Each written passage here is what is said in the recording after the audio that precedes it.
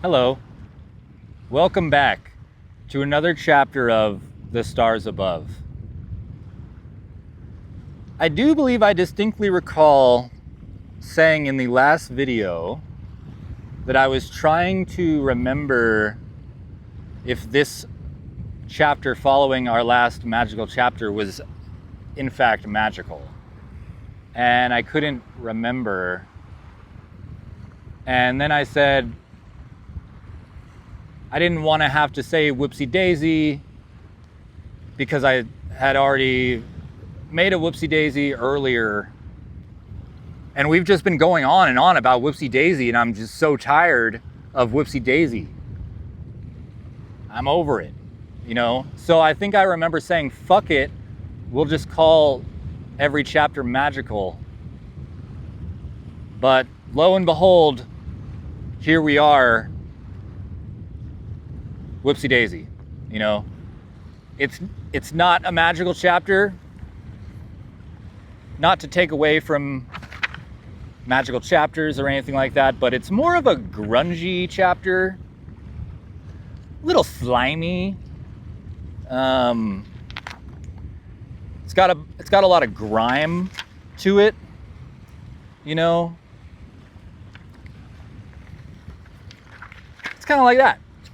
You know, and to some people that's magical. To me, that's magical. But I know that to some people they're probably like, ew, that's not magical. That's horrendous.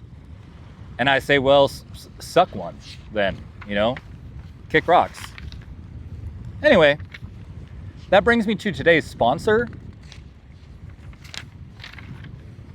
Today's sponsor is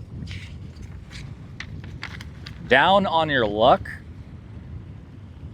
Down on Your Luck, today's sponsor, aka Down in the Dumps, aka Down Bad, aka Down and Out. You know, I'm sure there are many more AKAs for Down on Your Luck. You know, sometimes we're just down on our luck. You know, and we gotta crawl through the mud, and somebody comes along and kicks dirt in our face, and we're like, what the hell, buddy? And he's like, what? I see you down here, down and out, down in the dumps, down bad, down on your luck, and I just want to fucking keep you there. And you say, that's not very nice, but you know what? Whatever. Because you kicking sand in my face, or dirt, or mud, or, you know, what be it, is character building. So go ahead, kick some more. Bring it on. Now let me open my mouth. Kick it right into my fucking mouth, bitch. Yeah, I don't care, because once you're out of here, you scram, you skedaddle. I'm gonna stand the fuck back up, and I'm not gonna be down in the dumps anymore. And I'll show you. You know, and you're gonna walk over there, and you're gonna trip over that log, and you're gonna eat dirt. And even though I could walk over there and kick dirt in your face, I'm not going to, because I'm going to be a bigger man. So yeah, I feel like I don't have to go too much into down and out, down on your luck, down bad, down in the dumps, because everybody's been there. You know, y'all know what I'm talking about. We've all been down on our luck. And what do? Eventually, we're out of it. You know, and then we just wait for the inevitable next time we are down on our luck. And we deal with it again. That's fucking life.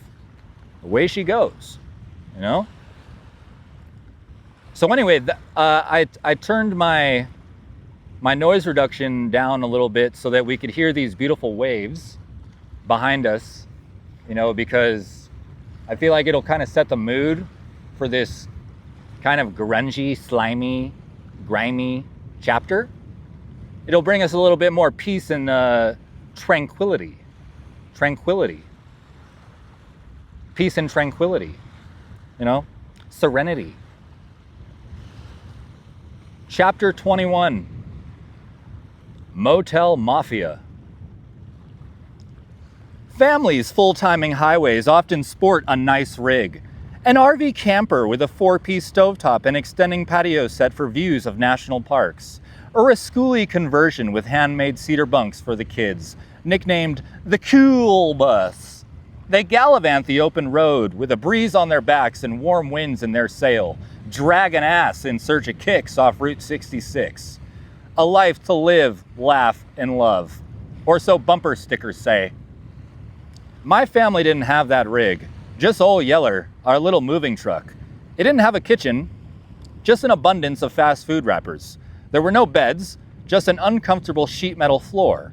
We weren't visiting national parks, but some parking lots had trees for shade on a hot day. Route 66 was a petrol-huffing fever dream.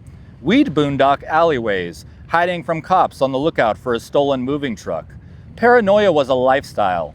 Every car or passing side-eye must have been the narc squad, dooming an inevitable capture.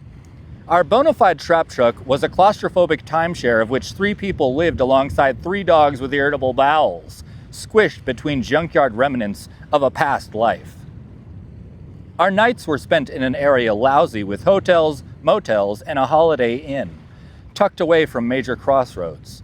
We could park in their lots, sneak into pool areas to wash off, steal amenities from housekeeper carts, and finagle meal vouchers to the resorts. 1 continental breakfast's worth of cereal and stale bagels shoved into a pillowcase can leave a family living like kings in a small boxed palace. It wasn't lavish, cozy, or charming, but we made it work and called it home. My mother began putting us up at some of those motels for a couple days here and there. At first, I figured it being a needed break from the truck, but it wasn't anything more than a place for her kids to be left safely while she got a fix. Nothing will keep an addict from their score, but at least she was somewhat responsible going about it. However, countless times I'd wake in the middle of the night to her not there. Countless times I'd panic, leaving Evan alone to look for her, yet nowhere to be found. Countless times I'd call her phone, over and over without answer, and countless times I'd curl up in the bathroom or closet away from Evan, crying, in fear that she wasn't coming back this time, having believed she must be dead. One night, Evan woke without me knowing and left for the truck in the middle of the night to look for her. He pulled open the door and a wave of thick smoke crashed over him.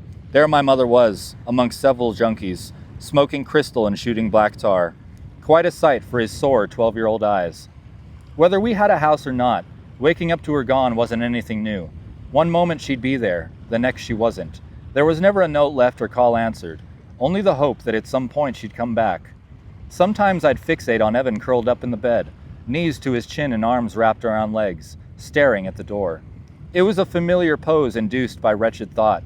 Screaming at loud volumes in your head helps drown it out, but there are healthier alternatives. My mother's absence and neglect began to feel like a mole burrowing holes in my soul. And if that's how I felt, how was my brother taking it? "What's wrong, Evan?" I'd ask, having known full well. "When's Mom coming back?" he'd reply. "I want Mom to come back." "She'll be back soon." She never was. "Why don't we watch some TV?" "Okay," he'd whimper. He'd pay attention for a bit, then fixate on the door with a blank stare brought on by an empty heart, waiting for her to walk in. I'd try cheering him up, but when hope fizzles out with dread, sincerity becomes harder to fake. I didn't know how to properly nurture or comfort his distress, let alone my own. I couldn't even muster holding him. The sensation of touch became associated with feelings of loss. Hours would pass, movies ended, hunger pains subsided, and I'd still find him staring at the door. "When's Mom coming back?" he'd ask. "I want Mom to come back." "Soon, Evan. I promise," I'd reply. "She'll be back soon." It's sad knowing that was reality, but what saddened me even more at her side was knowing that reality was shared by Celine. "I'm so sorry, Bird," I'd tell her. "Addiction is an illness hard to come back from. Our mothers loved us and did their best to work with what they had." I'd try using the right words to bring comfort and peace of mind in knowing it was never her fault. But to be honest, it was Celine who'd always pushed me to stay strong, even if she hadn't felt such herself. While I may use humor to depict my life and the experiences underwent, there's no way to turn my mother not being there around on its head. It hurts knowing that one day my little brothers will come to know these things about her. I can only hope they grow to understand the sacrifices she made for them. It's perspective of mind which bridges the process of internal healing and the acceptance of traumatic events. Conflicts that being here now and only appreciating the present moment won't do dick all for. If we seek to overcome fears while defying their presence in our footsteps, then we've no choice than to truly face them.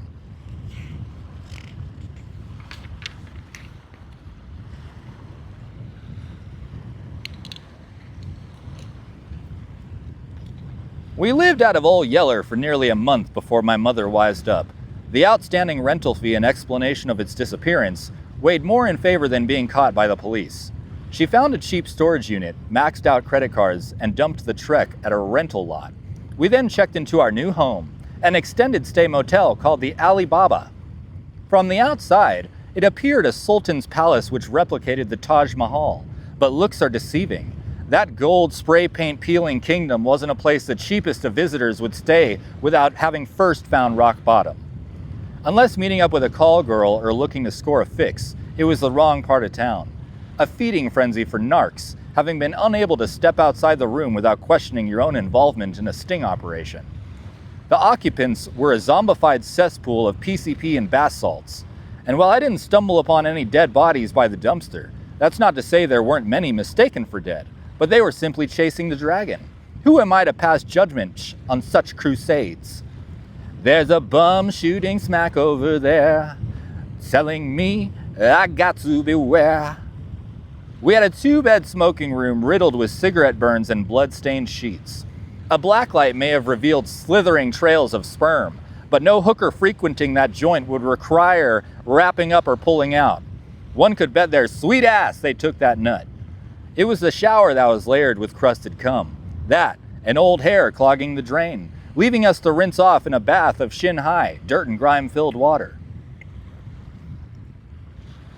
For fuck's sake, Mom, I'd yell. I couldn't clean up in here if I was fucking paid to. What? She'd reply from bed. I said it's disgusting, and the water isn't even hot. What? Can't hear you. Speak up. The algae lining this tub is spreading. It's breathing. It's got a fucking pulse. The pipes are screaming. Turn off the water so I can hear you. This pisshole motel has flesh-eating bacteria. It's sentient, carnivorous, and hungry. One more time. A little louder for us in the back. It'll consume us all just to survive, damn it. I can feel the necrosis spreading already. Just a little louder. Can't hear you over the TV. A new Law and Order is on. I said fucking... Never mind. Fuck. Pretend we're on vacation, sweetie, like the Marriott. Oh, what a nice place that is. Wouldn't know, Mom. We live at the goddamn Alibaba. It's better than a moving truck, Icarus. Twice the size and half the cost. I could make out laughter, having known she heard me. My mother had the same kind of crass, fuck-around humor as me, finding psychosis-driven hilarity under deplorably unholy conditions. She was batshit crazy in all the most wonderful ways. The room had a microwave and a broken refrigerator, which left us on a strict diet of cup noodles for months. However, the fridge did keep our dry food safe, a silver lining, considering there was a maddening infestation of roaches, spiders, ants, and other creepy crawlies. I now firmly believe that bedbugs specifically are a biological weapon created by the government to drive the poor folk of poverty utterly insane. If they're not, God is a sick and twisted individual, getting his rocks off on a bad joke no one else is laughing at. The turn-dial television from 1975 barely worked. Other than static, the only decent channels played Spanish soap operas or infomercials which looped in the wee hours before dawn. The room's decor was top-notch. Over the paint-chipped walls hung elegant portraits, like that of a tractor in a cornfield on a midsummer's eve at dusk, a setting reminiscent of the good old days on the farm before you were mainlining black tar heroin, or the abstract painting of the miscolored and irregularly shaped grapes, reminiscent of the artist who drew it in that very room, high on black tar heroin. The shadeless lamps with fluorescent bulbs lent comfort in nostalgia, as if being back in the clinic getting treated for your most recent relapse while reliving your worst withdrawals. The termite-gnawed coffee table had an inviting pattern of circular burns, having rested piping hot glass bulbs after a hit of crystal. The carpet was blanketed with stains from animal defecation, accompanied by our own dog's fair share. The thin shades of the window were an off-white, making it beautiful each night when cop cars flooded the parking lot. The flashing glow of red and blue light bars became a friendly reminder of Christmas. I dropped out of school, had no cell phone, and lost all my friends, so there wasn't much to do other than sink into a bottomless depression. Daily routine began with first checking on my mother. I'd place my finger beneath her nose to feel the air, then watch to make sure her chest would rise and fall with each breath. There'd been times her heart rate was so soft that I couldn't find a pulse, and an intense fear lingered in needing to explain to Evan why Mom hadn't woken up. The dread felt in my waking ritual was gut-wrenching, having left afterwards for some time alone. I'd take morning walks to the liquor mart for a pack of smokes before visiting the video store, which played old Jackie Chan movies on a tiny TV mounted to the ceiling. To alleviate the kink that watching Rumble in the Bronx from start to finish left in my neck, I'd head home for some R&R. The hot tub was an excellent place to indulge in self-care. While the water was lukewarm and the jets had no pressure, its thick layer of sludge comprised of toxic waste, hydrochloric acid, and floating condoms did wonders for exfoliating the skin. Each action-packed day would end with Marlboro Reds being chain-smoked on the curb outside our room. Having fallen head over heels for observing people, the unhinged residents were fascinating, and reimagining their shifty antics as purposeful brought occupancy to those small remaining worlds of mind. Making the distasteful beautiful was the only way to stomach reality. I do no differently now, watching absent souls with poor lines of credit test their luck in a gambling town. Those who wander aimlessly in and out of bars, down dark alleys, or in the seams of slot machines. These characters become romanticized, being driven by heroic intent to embark on righteous crusades. Every night their tales unravel. As for the narrative, it's entirely up to the creator. Life's no more than a choose-your-own-adventure book, one you'd be reluctant to skip ahead in, having missed the endless wonders and eventualities between each page. We spent the whole holiday season in that rotten motel, which wasn't very merry. When Thanksgiving arrived, the owners hosted a kind of slop they called dinner. It was reminiscent of an elementary school cafeteria, where an old hag in a hairnet serves bubbling goop with an oversized ladle. The parking lot was lined with tables to host the occupants. As if the dinner on How the Grinch Stole Christmas, junkies from Junkville joined hand in hand to give thanks and count blessings. Thankfully, no one broke out in song, for it would have resembled the escapees of a mental institution's kindergarten choir, all doped up on nitrous oxide. It had been the best Thanksgiving ever, and I was so beyond grateful for the split pea soup that was presumably blown out of their own assholes. I wished to show appreciation for their effort, having presented the motel owners with a gift, 2 replica samurai swords bought off eBay. Albeit with good intention, the owners were Chinese, not Japanese. They took an extreme offense to my offering, then screamed obscenities in their native tongue for an absurd duration. I can only assume they were saying something along the lines of, "Just what the hell do we look like to you? Fucking ninjas? You ignorant white piece of shit? You Tom Cruise, Last Samurai looking motherfucker?" Listening to a smackhead lead in prayer while trying to balance on one foot like a strung out flamingo must have put a dent in the owner's impression of Thanksgiving, because they sure didn't have a similar plan for Christmas. There were no lights or community tree in the terrace, nor any carolers slinging dimes of speed to deck the halls. I can only imagine the gifts exchanged had they held a secret Santa. "Oh, wow," I'd have said. "Look, Mom, HIV-free needles. I've been looking all over for these bad boys." "Oh, Icarus," she'd have replied, "you don't want to get into any of that stuff. It's no good. The real fun's in being a cocaine cowboy. If we had a bag, we'd have ourselves a go at the town." "I'm 15, Mom. 13, 15, 18 won't stop us from having a bitching good time." "Whatever. I'm gonna go spend Christmas contracting herpes in the jacuzzi." We didn't do anything to celebrate either. There was no tree resting upon the crack pipe burnt coffee table, nor meal, gifts, or cards written to show our joy for the holidays. My mother always tried to get days like that right for us, but they were few and far between. 'Twas the night before Christmas when all through the room not a critter would skitter, the place cold and bitter. Dirty laundry was hung on the heater with care, ideas to dry it with old musty air. We hoped the TV would play a good flick, but all we heard was a bustling prick. Through the curtains flashed an alarming bright light. The thought of cops caused a deep fright. There arose quite a clatter, so I sprang from bed to settle the matter. Tense with fear, my gut was struck. Maybe, I thought, with a bit of good luck, that bustling prick would turn out Saint Nick. Maybe this night wouldn't end scary. Dare I say, it may even be merry. Never mind, Evan. Never mind, Mom. It's just that crackhead Ben digging through the goddamn dumpster again. Christmas Eve came. The hour grew late, and the room kept quiet. Merry Christmas, Mom. Merry Christmas, Evan, I said with gloom at the foot of an old, warped bed, our broken spirits confined to the paint-peeling walls of a rotting palace. She smiled back at me with watery eyes. I love you both so much, she said. Don't worry, Icarus. One day we'll get it right. I promise. One day.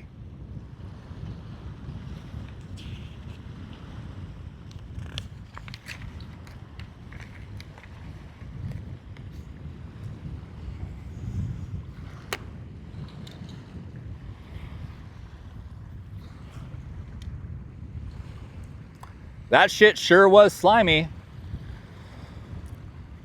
Slimy, grimy, grungy, funky. No, that doesn't work. Well, as you can see, Icarus and his family are quite literally down on their luck. Down and out, down bad. What was the other one? Down and out, down bad, down on your luck, down in the dumps. They are quite literally down in the dumps. You know, but as we all know, for us who have been down in the dumps, we find our way out, you know, just so long as we keep on trucking, keep on putting that lazy foot in front of that other lazy foot, we find our way out, you know? So while it may seem like doom and gloom, best believe it's still going to get a little doom and gloomier. But they'll find a way, you know. I sure hope they do. Otherwise, what's the point of the story? It wouldn't be very magical if they didn't find a way out, you know. Anyway, that's my grungy, slimy, slithery, sludgy Slumdog Millionaire chapter of The Stars Above for you here. I hope you enjoyed it. I thoroughly did. And I'll see you again next time. Take care now. Bye-bye then.